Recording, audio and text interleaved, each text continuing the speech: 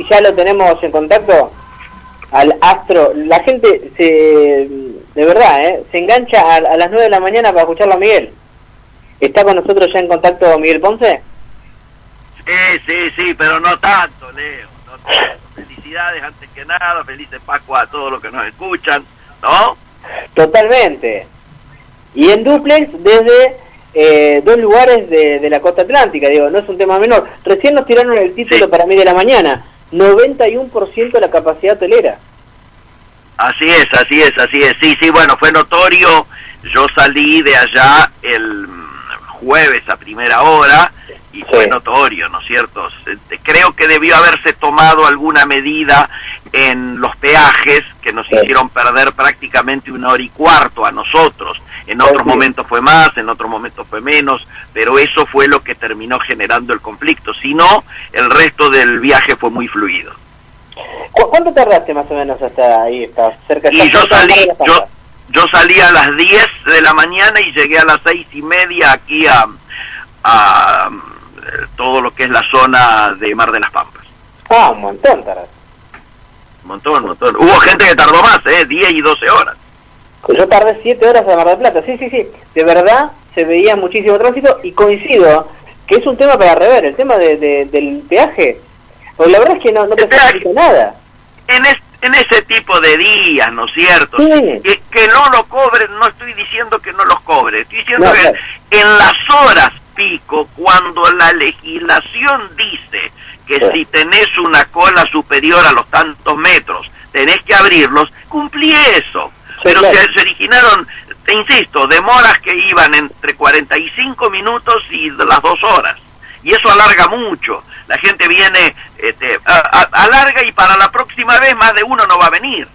Totalmente. Coincido plenamente. En una semana en donde podemos charlar de todo, lo invito a nuestras charlas a Jero Morlandi, que está ahí del otro lado, porque me parece que hay manteca para tirar para el techo, ¿no? Pero por supuesto.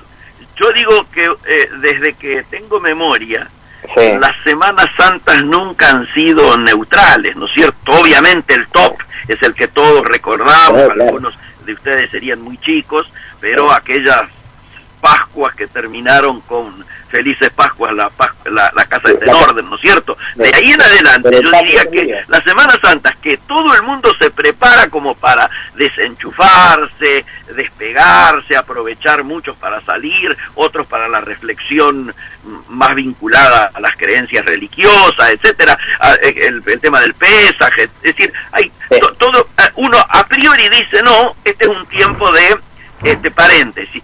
Sin embargo, políticamente, siempre, si uno mira hacia atrás, siempre han sido muy calientes. Y vos fíjate, esta semana empieza muy bien, con indicadores que el gobierno estaba esperando para marcar claramente una suerte de punto de inflexión y volver a colocarse en el centro de la escena con un optimismo que, por supuesto, venía en picada, tal cual las propias encuestas iban diciendo desde las elecciones en adelante. Y anuncia una caída de la pobreza del 25%, que no es un tema menor, anuncia aumentos de inversión de un 20.7 en el cuarto trimestre del año pasado, anuncia la industria creciendo en febrero al 5.3, las exportaciones récord en el segundo semestre, ¿no es cierto?, los 2 primeros meses, con 9.000 millones, que es la mayor así acumulada de 2 meses en 7 años. Claro, el rojo seguimos aumentando, claramente estos indicadores vuelven a marcar que el principal problema del año va a ser sin duda el frente externo, pero hablan del empleo de la construcción, dan a conocer el 11.8, la venta récord de camiones en enero y febrero superando el 13%, es decir, pero claro, esto que empezó tan bien, también por problemas económicos, y que algunos relativizan, diríamos, estos índices en términos de lograr mantenerlos en el tiempo, porque obviamente el núcleo duro de la inflación y los aumentos generados y anunciados en los últimos días están indicando que esta situación es muy posible que en algún punto esta situación de bonanza, digo, de los índices en algún punto se revierta, ¿no es cierto? Pero claro, y que particularmente la inflación es la que generaría algunas caídas en alguno de estos índices que estamos hablando, pero claro, es un momento muy contradictorio que termina, sin embargo, con algunos escándalos que uno dice, es necesario, que no pasan por lo moral, porque claramente el señor ministro, perdón, los ministros, mayoría del gabinete actual, que tienen sus reservas, por así decirlo, afuera, tenían necesidad de decir que es por falta de confianza en el gobierno que integran desde hace más de 2 años. Yo creo que generó una indignación a nivel popular que es inadmisible, porque además hacerlo justo en el momento en el cual anunciar las tarifas suena como decirle a la gente, no, mientras yo voy a resolver lo que vos hacés con tus, diríamos, con tu líquido, vas a tener que pagar más impuesto acá, vas a tener que pagar más tarifa allá, el transporte te va a salir esto, etcétera más. Yo mientras tanto, a la mía la cuido afuera. Yo por eso me indigné tanto que dije, si no la traen, digo, en un lapso prudencial, si el gobierno no le obliga a traerla como creo lo había hecho, si siguen sin confiar en la Argentina, no pueden seguir en el gobierno. Y no estoy hablando en lo individual de Aranguren, a quien es un tipo que yo respeto, primero, por su valentía en el tiempo anterior, en la etapa anterior. Y segundo, porque la ha hecho bien, no es que la hizo mal. El problema son claramente los mensajes. Si yo ¿cuántas veces me lo has escuchado decir en estas columnas, Leo, que la gente afuera todos los días cuando hablamos con inversores nos dicen, si ustedes no la traen, ¿cómo la vamos a llevar nosotros? Es decir, esta situación genera mucha bronca, sobre todo después de 2 años de gobierno, se han ganado 2 elecciones, y aún así parece que algunos de los que integran el gobierno no han recuperado la confianza en la Argentina. Vos imagínate, ¿qué nos queda para los demás? Y claro, la respuesta más simple es decir, si ellos no confían, yo tampoco puedo confiar. Y son los que toman las decisiones, los tipos que toman decisiones tan complejas como las económicas, digo de un joven, digo él, y ellos son los que tienen la plata afuera, y además muestran y ponen en superficie una situación que tienen la mayoría de los ministros, digo desde Caputo y en algunos casos hasta las empresas del propio presidente. Yo creo que claramente en esta famosa ley de ética pública que anda dando vuelta, la incompatibilidad para que los funcionarios cuiden su plata en el exterior mientras deciden qué hacer con los recursos de nosotros, debiera estar contemplado.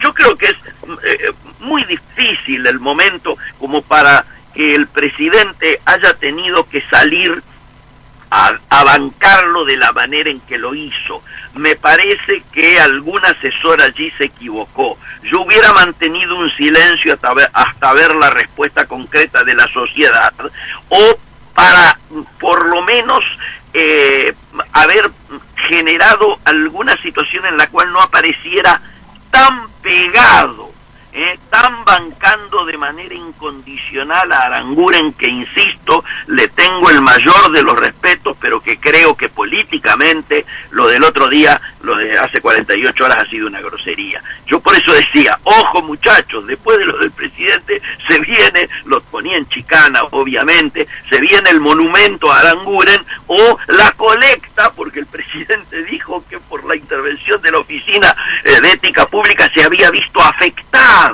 las pertenencias, ¿no es cierto?, del ministro Aranguren, que no venga la colecta nacional para resarcirlo de todo lo pobre, lo que ha perdido, ¿no?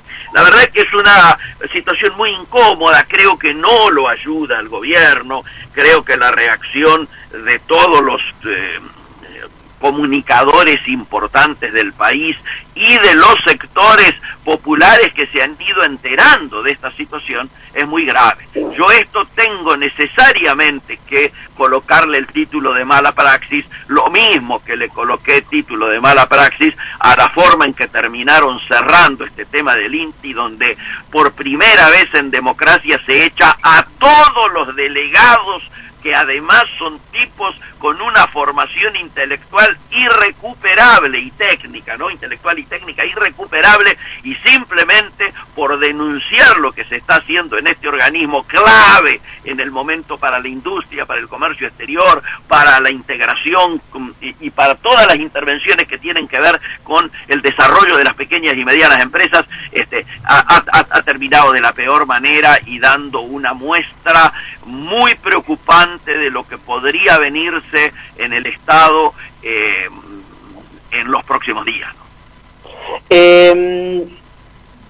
Quiero hacerle una pregunta, ¿no? Digo, ¿a qué país debemos apuntar o a qué país crees que apunta este gobierno? Porque me refiero al tema de Aranguren, básicamente. Sí, claro. Yo, a ver, entiendo que al ser un funcionario, digo, hasta queda bien que traiga su dinero aquí a la Argentina. Ahora, sí. ¿Es el país que quiero? No sé, por momentos me genera dudas. Digo, ¿no podríamos generar la confianza? Quizás tendríamos que replantearnos también, porque la entrada, ¿es solamente confianza? O quizás la Argentina, digamos, genera una situación media incómoda desde los impuestos.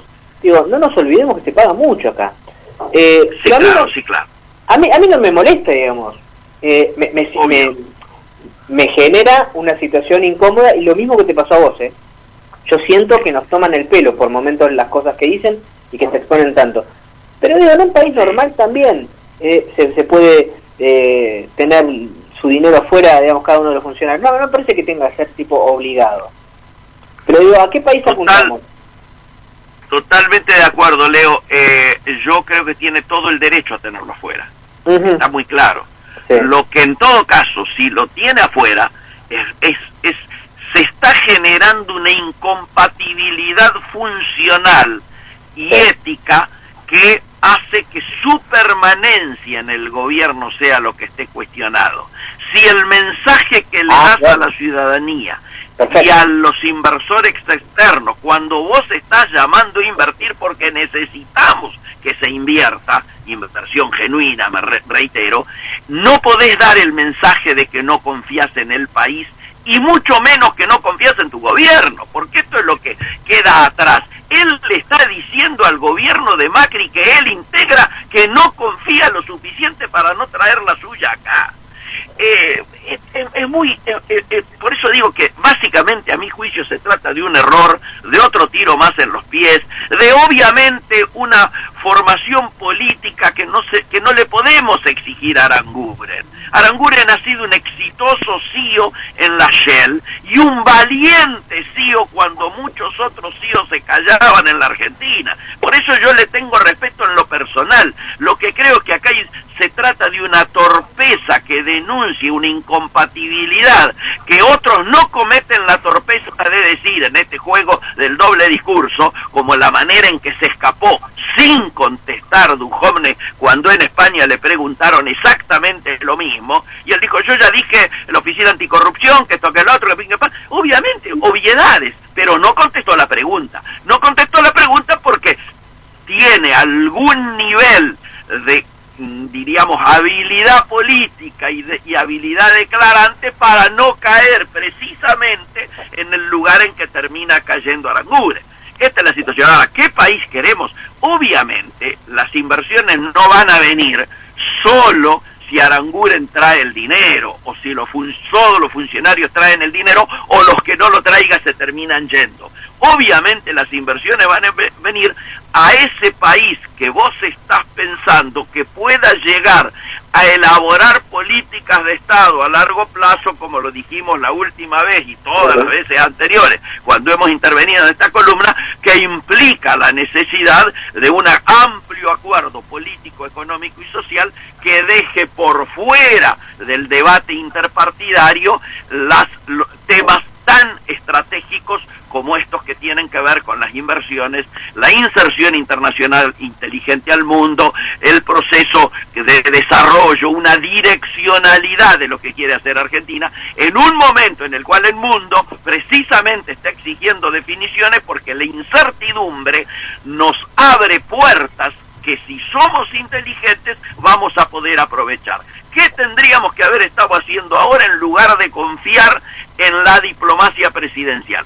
y habiendo estudiado, por ejemplo, ¿qué oportunidades nos deja Estados Unidos, que se retira de un protagonismo como el que ha tenido hasta el presente y que lógicamente va a dejar de proveer a China de una cantidad de seguramente producción que nosotros podríamos comenzar a aprovechar? Para nosotros este es un momento importante, como creo que para la mayoría de los países del mundo. Estamos en situaciones donde se están definiendo muchas cosas, no solo el acuerdo Unión Europea-Mercosur, sino muchísimas otras definiciones que hacen que deba actuarse con responsabilidad.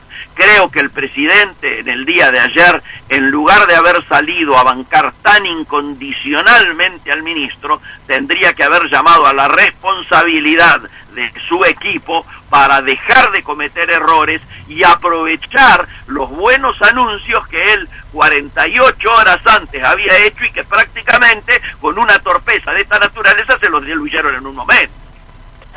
Por esto la gente llama y dice que te vota, ¿eh? La gente dice que te vota. El otro día llegaron mensajes de oyentes que dijeron: yo lo voto a Miguel Ponce. Por eso no me jodas, por favor. Yo estoy con todo el ánimo de bronca y de seriedad con que quiero encarar esto, y vos me salís con esto que hasta ni siquiera lo entendía. Muy bueno, te lo agradezco igual. Yo sé que es un regalito de Pascua que me haces. No, de verdad, la gente de verdad que te banca y te apoya mucho en lo que decís, por eso también para nosotros es tan importante. Lo tengo a Jero Morlandi por ahí en Buenos Aires. Por favor, me gustaría conversar también con él, sí. ¿Qué tal? ¿Cómo estás? Sí, doy fe de lo que dice Leo. Llegan mensajes de oyentes diciendo que te quieren de candidato. Gracias. Ya he sido, te aviso, candidato. Fui candidato a diputado en la boleta que encabezó Raúl Alfonsín como presidente en el 83. Nunca más fui candidato ni he querido serlo, porque mi formación es más bien de asesoramiento y de participación en los ejecutivos. Yo he integrado el gobierno, todo el gobierno de Raúl Alfonsín, me tocó integrar después el gobierno de la Alianza de allá, siempre en cargos ejecutivos. Reconozco que la tarea legislativa, y mucho más ahora que trascienden algunos hechos como lo de los pasajes, nunca me atrajo. Reconozco que nunca me atrajo. Creo que es un déficit mío, Ojo, no lo estoy diciendo con orgullo ni con alegría, porque siempre además desde el Ejecutivo he defendido a los tipos que validan su representatividad a través del voto. Yo la única vez que lo hice fue en las elecciones del 83, ¿no es cierto?, cuando Alfonsín era elegido presidente y yo fui candidato a diputado. Claro, entiendo. No, justamente con el radicalismo, sobre eso te quería preguntar, porque, o sea, el radicalismo es parte de la coalición de Cambiemos y no acompaña demasiado algunas medidas, y siempre en tus columnas vos hablas de lo importante que es mostrar unidad para el exterior, y digo, ¿qué rol juega el radicalismo en esa crítica, a veces en demasía, de ciertos sectores más progresistas del radicalismo, como Ricardo Alfonsín y demás, en esa unidad que se quiere mostrar? Claro, bueno, yo digo que Ricardo Alfonsín explique lo que él tiene que explicar, sí, en función de algunos de sus dichos, ¿no es cierto? Muchos de los cuales yo coincido y algunos otros tengo algunas diferencias, como es lógico y como en todo partido mayoritario se da. Lo que digo, y a lo mejor me enerva más, es precisamente cuando quienes cometen errores, como en este caso Aranguren, han tenido una actitud tan, yo diría, desconsiderada en términos orgánicos con el radicalismo. El radicalismo se expresó con la firma de su presidente Cornejo, del presidente de la Convención Nacional, que es el máximo organismo partidario, Jorge Sapia, del amigo Mario Negri, presidente del Interbloque de Cambiemos, y de Ángel Rosa, presidente del Bloque Radical, pidiéndole una respuesta sobre el tema Transener, cuando orgánicamente se le envió una nota, tal vez la única nota orgánica que el radicalismo mandó en los últimos 2 años, planteando una diferencia con la venta de las acciones de Transener, y la respuesta de Aranguren fue, bueno, un ninguneo intolerable. Entonces, todos queremos unidad, todos entendimos que como Partido Democrático había que aceptar la respuesta y la resolución adoptada en la Convención Nacional de Gualeguaychú, que planteó, por suerte, la construcción de una alternativa que le pusiera fin a un gobierno y a un sistema y a un modelo, el del populismo, ¿no es cierto?, que no podía seguir. Hoy, yo, como suele decir mi amigo Julio Bárbaro, cada vez que me enojo con Macri, pienso si hubiera estado hoy Zanini presidente o la Morsa gobernando la provincia de Buenos Aires. Digo, no, y entonces me calmo. Yo creo que cada vez alcanza menos eso. Reconozco, cada vez alcanza menos. Creo que estaba muy lindo hasta antes de las elecciones, de las últimas elecciones, ¿no? Las de medio término. Pero la función del radicalismo, nosotros tenemos algún nivel de indignación porque hemos estado 2 años callados. La presidencia de Corral es la peor presidencia que la Unión Cívica Radical tuvo en toda su historia. Esto estamos intentando revertirlo porque entendemos que la mejor colaboración que podemos hacer democráticamente a un gobierno que tiene que tener éxito, porque cada vez que un gobierno fracasa, los que fracasan son los que la sufren más son los más débiles, ¿no es cierto? Entonces, queremos el éxito del gobierno, pero el mejor aporte que podemos hacer es aportar lo que la gente quería que el radicalismo aportara, que era la sensibilidad social y la política. Son las dos cosas que están faltando, porque no estamos cumpliendo nuestro rol. Si antes de tomar medidas o de hacer declaraciones del estilo de la de Mendiguren, o de tomar decisiones como las del INTI, o de mandar resoluciones como los primeros DNU, ¿no es cierto?, designando miembros en la justicia, etcétera, se consultase a quienes tienen el expertise político de haber gobernado no una vez, sino varias veces, no tanto como el peronismo, pero varias veces, estos errores no se cometerían. Por eso empezamos hablando de los tiros en los pies, hablamos de los errores forzados, y ya ahora, en algunas áreas, hablamos de mala praxis. El otro elemento, que era la sensibilidad social, hubiera hecho de que seguramente algunas medidas podrían haberse efectuado con un costo político menor si realmente tuviéramos en cuenta esa sensibilidad social que la gente nos exige y le exige en este tiempo al gobierno nacional, ¿no es cierto? Porque, insisto, creo que es un momento en el cual los números que nos empiezan a dar bien no son homogéneos. Aquí hay gente que no llega a fin de mes todavía. La lucha contra la pobreza va mejorando, pero hay que consolidarla. Lo que algunos decimos, pobreza cero, es un eslogan, pero hambre cero podría ser una realidad. Y en esta Argentina, que puede dar de comer a 400 millones de personas a nivel mundial, inclusive, porque son 10 veces la actual Argentina, hoy en la Argentina el hambre es un crimen, y nosotros eso lo podríamos resolver. Llámalo caja pan, como lo hizo Alfonsín, llámalo como quieras, pero el daño que se produce sabiendo que chicos menores de 15 años son hoy el 50% de los pobres en esa banda etaria, es muy grave y muy difícil de recuperar. Entonces, me parece que cuando hablamos de por qué el radicalismo tiene estas inhomogeneidades en su manifestación, tiene que ver con precisamente la forma en que sentimos que se puede colaborar mejor en este momento histórico. Miguel, la última, porque no mencionaste algo y la verdad hoy se hizo más extenso, pero me parece que también el fin de semana ayornaba esto. Pero te metiste con un tema político que me parece que va a ser de agenda después del Mundial, probablemente. Sí. Es el tema de la función del radicalismo dentro de Cambiemos. Vos decías recién Sí. que, bueno, no están ejerciendo por momentos esa agenda fuerte, digamos, ustedes. Pero hubo algo muy notable en los últimos días, y que el partido de Patricia Bullrich, Unión por la Libertad, se fusiona con el PRO. Un partido que era un partido que en los últimos tiempos logró mucha fuerza, se hizo nacional, digo, no es el radicalismo, Sí. por supuesto, digo, ni la coalición, que viene con muchos años, si bien tenía muchos años, empezó a tener una estructura interesante. Y en vez de seguir fortaleciendo la unidad de Cambiemos, se fusiona con el PRO. ¿Qué te parece esto? Bueno, te digo, era una de las alternativas a la que iba caminando el radicalismo. Nosotros decíamos que teníamos la posibilidad concreta de desaparecer por inanición, llamémosle, cuando estaba Corral, que no hablaba, que la gente no se enteraba, que no interpretábamos a nadie, que la gente ni siquiera nos tenía en cuenta, ¿no es cierto? De hecho, en gran medida nos ha hecho casi desaparecer del Gran Buenos Aires esa situación.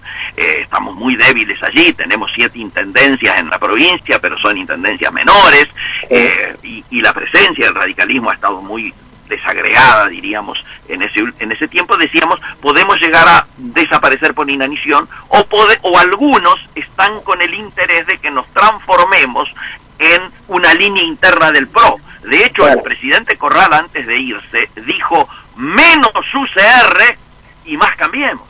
Es decir, nos pedía que fuésemos bajando banderas, principios, presencia, protagonismo, opinión, en aras de diluirnos en Cambiemos. Sí. Y hay mucha gente que, si hubiese habido alguna negociación donde estuviera estado en juego, a mí no me queda la menor duda que hubiera optado por Cambiemos por sobre la Unión Cívica Radical. Para nosotros no son incompatibles, como nadie le pidió en el Frente Amplio a la gente del MP que se diluya, o de los partidos socialistas en Uruguay, o a la coalición mayoritaria de Chile, que dejara de existir la democracia cristiana, o el socialismo, o el Partido Radical, ¿no es cierto? Es decir, los frentes requieren la fortaleza de sus integrantes y no la debilidad.